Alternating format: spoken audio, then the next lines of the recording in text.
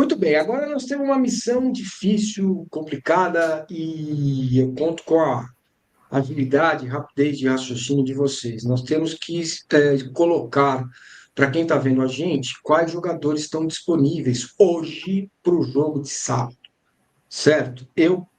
Eu gostaria muito de contar com o Kelvin, mas ainda não é possível. Então, o que fazer sábado, né? Porque a gente não vai ter o Gomes, não vai ter o Vitor Roque com amarelo, a gente não vai ter os dois uruguaios, né, que foram convocados, o Facundo e também o Emiliano, e também não vai ter o Flaco e o Aníbal, né? Putz, Aníbal e Facundo não precisavam, né? Não era a hora. Mas, enfim, beleza, os caras estão convocando lá, tem Copa do Mundo, o jogador quer ir, a gente tem que também compreender o motivo, né? Então, qual time deve jogar no sábado? E pergunto, vocês têm alguma info sobre o Kelvin? É possível que ele jogue sábado ou só na quarta-feira? Sábado sim, sábado sim. Sábado, sim? Ele já foi liberado, né, para começar a treinar no campo. Então, para sábado, provavelmente ele já terá condições de jogar sim. Beleza. Então, a gente podemos elencar aqui que nós vamos ter o Kelvin e o Giai pela direita, né? Zagueiros, o Fux, o Murilo, putz, o Benedetti já voltou da seleção, E o Ele não foi Mikael. o Mikael, Mikael. O Benedetti não foi Mikael, convocado. O certo? Benedetti ele desceu para a base. Desceu para baixo. Então vamos lá, o Mikael, os três zagueiros, do lado esquerdo, Piquerez e Jefté, certo? Uhum. Aí para a camisa 5 e 8 Não tem tem. o Andrés. Oi? De 5 não tem ninguém. Então, tem o Andrés. Você sabe se o Coutinho vai ser integrado? Ontem tem um cara que trabalha, né, no, na comissão técnica do Sub-20, que ele é meu vizinho. E ontem ele falou, ó, molecada, tava na Copa do Mundo, já avisaram aqui que uns três já vão subir, né? Só o Gilberto que ainda tá na dúvida por causa do Kelvin. Ele falou, ó, três que estavam lá já vão subir, então Coutinho, Belé e Luigi, e o Riquelme pode ser que seja chamado também. Ainda não há uma definição sobre o Riquelme, mas ele deixou bem claro que uns três, quatro já estarão com o Abel. Então tem que ir, né? Até para compor o banco, né? Então vamos Uhum. lá. Pensem comigo aqui, ó. Basta fazer esse exercício. Coutinho, Andrés, Alan. Vamos contar os três para a camisa 5 e 8? Pode ser? Uhum. Né?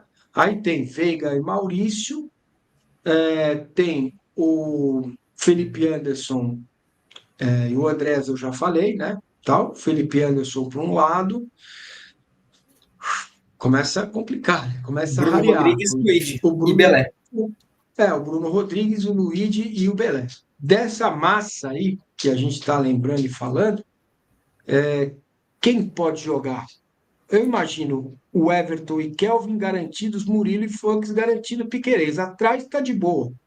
E agora, daqui para frente, hein, Léo? Como é que você faria? O que você faria? Eu tô pensando há alguns dias. Não estranharia caso o Kelvin volte, o Abel fazer uma dobradinha de lateral.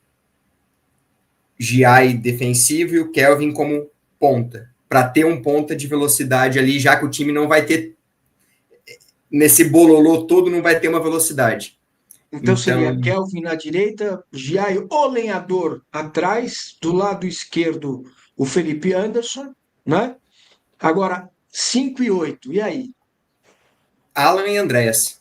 Não tem muito para onde correr. Certo, e o Coutinho ficaria para o banco, né?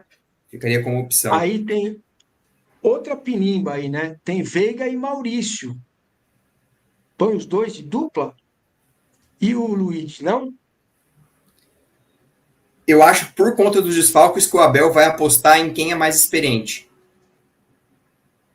Eu acho que ele Beleza. vai colocar um Veiga de falso 9 ali, bem falso mesmo, e o Maurício articulando com. Aí são as posições, né? Pode colocar o Maurício na direita, o Veiga centralizado, talvez o Luigi ou o Bruno Rodrigues. Eu acredito O que o Bruno Rodrigues não Palmeiras, tem condição de jogar mais que 45 minutos, até por tudo que passou, né? o Solero, o Palmeiras jogou assim contra o Fortaleza e sofreu no primeiro tempo. Só melhorou nos 20 minutos em que o time reserva esteve em campo com um ajuste do Abel. Então, pelo que eu estou entendendo, o time seria o Everton, Giai de lateral direito, Fux, Murilo, Piquerez, Andrés e Alan, Maurício, aí Kelvin, Veiga e do lado esquerdo Felipe Anderson. É mais ou menos isso, Soler? Como? É, a letra é muito feia, mas o Léo tava falando, já tá com o meu time montado aqui, só com as iniciais. Eu Ó, iria com. meu filho, você foi alfabetizado? Não é possível. Deixa eu ver essa letra aí, rapaz. A letra é muito feia, né? Mas dá pra ver um mini campinho aqui, né? Nossa, é melhor que a minha. Mas eu montei aqui com uma linha de três. Era o Everton, Giai, Fux e Murilo, Kelvin, Andréas, Alain Piquerez, Maurício, Veiga e Felipe Anderson, formando um trio ofensivo, né? Aí você teria Carlos Miguel, Lomba, Gilberto, Benedetti, Mikael, Jefté, Coutinho, Eric Belé, Bruno Rodrigues, Luigi e o Sousa com uma interrogação para o banco, né? Contra a equipe do Juventude. Eu iria assim também, né? Acredito que o Abel vai ter que colocar alguma dobra de algum lado. Se o Kelvin não conseguir iniciar a partida, ele vai botar o Piquerez para ser o terceiro homem, vai jogar com o GFT na segunda linha, até por falta de opções nesse momento. E a correção que ele faz no jogo contra o Fortaleza, ele muda o Sousa e o Facundo de lado, né?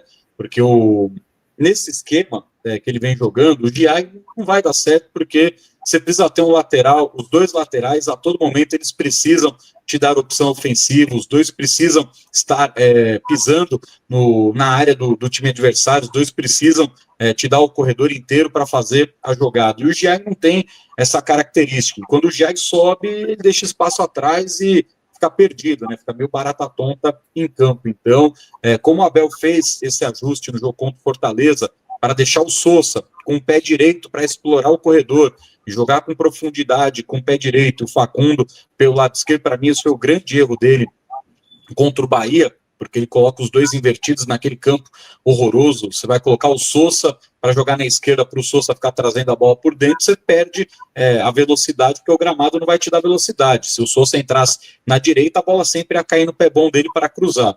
A mesma coisa com o Facundo. Então, eu imagino essa formação com Kelvin e Piquerez jogando como alas, exatamente para você ter os dois a todo momento tendo o corredor e tendo o pé bom para fazer o cruzamento, e não aquele cruzamento aéreo, né, para ganhar na segunda trave, até porque você não vai ter nenhum grandalhão, mas aquele cruzamento que vem rasteirinho, estilo do Mike na final da Libertadores contra o Flamengo, né, aquela bola caprichada para trás, que aí você tem três jogadores que finalizam muito bem no seu trio ofensivo, Maurício, Veiga e o Felipe Anderson.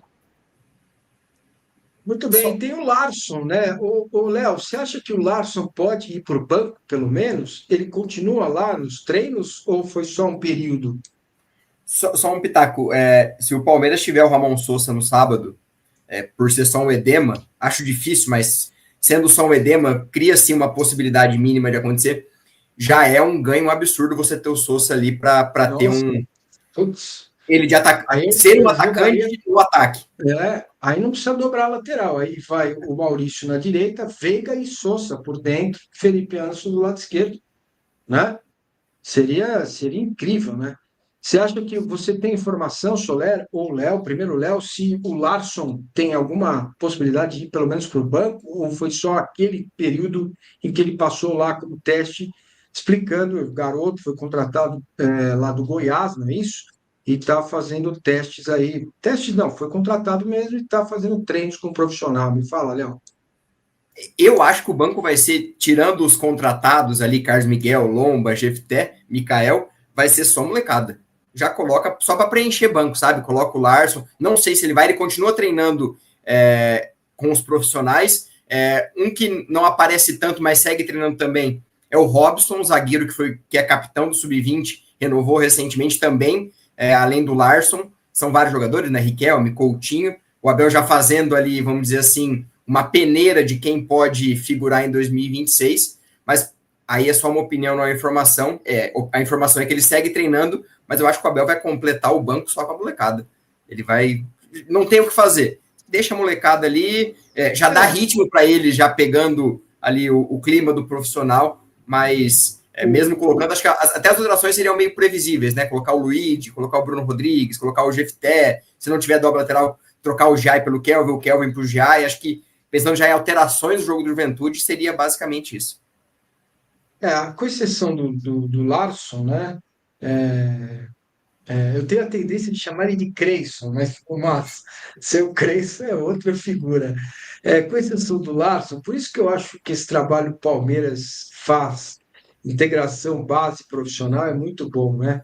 Porque não tem ninguém, nenhum ali que, nossa, meu Deus, vou, né, dor de barriga, não vou dormir à noite. Está todo mundo integrado, já treinaram, tem horas de treino, né, com o profissional, com o Abel, conhecem bem o Abel e a comissão.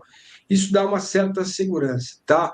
O Guilherme Fernandes mandou um superchat me agradecendo pela postura em combater o discurso velado de que a arbitragem deliberadamente quer criar um sistema de beneficiar o Palmeiras. Cara, eu quero só te dizer uma coisa: se fosse ao contrário, se eu tivesse qualquer, ou o mínimo, ou qualquer cheiro de uma possibilidade dessa, eu falaria e faria o meu trabalho, mesmo que isso pudesse prejudicar o Palmeiras. Mas eu agradeço a tua participação aqui, tá? O Fábio Ferreira manda um superchat também. Ninguém falou da entrada do Arboleda no Vitor Roque, que poderia ter quebrado o pescoço dele aos 14 do primeiro tempo. Se fosse expulso, a história não seria outra. Cara, a questão não é nem ser expulso, né? É não marcar falta e nem dar o amarelo para o Arboleda, mas tudo bem. Como disseram para os palmeirenses há algum tempo atrás, já passou. Meus amigos, temos aí uma disputa. Esse lance, massa, esse lance aí do Arboleda, o Éder Luiz, ele falou, falta para o Palmeiras, sei o quê. Eu até atropelei o merchan que ele foi fazendo na sequência, e Éder, ele deu lateral. Ele falou, não é possível, ele deu lateral. Ele falou, cara, como que dá lateral num lance desse? Não tem como. Isso que o Ramon tava do lado do lance. E aí, o Vitor Roque cai com o pescoço, o Ramon chega para ele e falou, doeu? Tá com dor? Eu Vitor Roque, não sei o que, ele falou, o choque foi forte, pô, na frente de todo mundo, dá para ver os dois conversando. Eu falei, cara, dá falta, velho, não custa nada, falta é falta, pô. E sobre o agora já foi, só recordando para os flamenguistas que criam teorias, é o próprio Ramon Abate Abel que falou agora já foi, né? Então, memória é bem seletiva, né? E qual foi a ocasião mesmo? Qual jogo? Palmeiras e Flamengo, um dos últimos lances, um possível pênalti no Gustavo Gomes, o jogo segue. Do Vidal, aí, né? Já não tinha aquele empurrão do Vidal no Gomes e o jogo reinicia, ele já não tinha mais o que fazer por conta do protocolo. Aliás, foi ele que marcou aquele pênalti para lá, duvidoso, em cima no Arrasca, né? Enfim, e também é curioso, né? As pessoas falam sem saber, Abate Abel e Abel Ferreira são figuras antagônicas. O Abel não gosta do trabalho do Abate Abel, né? Talvez pelo nome, né? Abate Abel. Mas, enfim, meus caros, temos ainda 11 minutos eu de gostei programa. que teve um humorista, né, que ele brincou, não vou falar que ele brincou porque ele é humorista, né, que o Abate Abel, Abate é italiano. Aí eu tive que responder, né, falei, o volante de vocês jogou na seleção da Itália, o que perdeu o gol cara a cara é descendente de italiano e o goleiro é descendente de italiano, né, então foi o Flamengo que decidiu perder em campo para o Palmeiras virar líder, né. Nesse grande pensamento que ele teve, então é isso. Então os caras entregaram lá para o Palmeiras virar líder, né? Já que todo italiano vai ajudar o Palmeiras.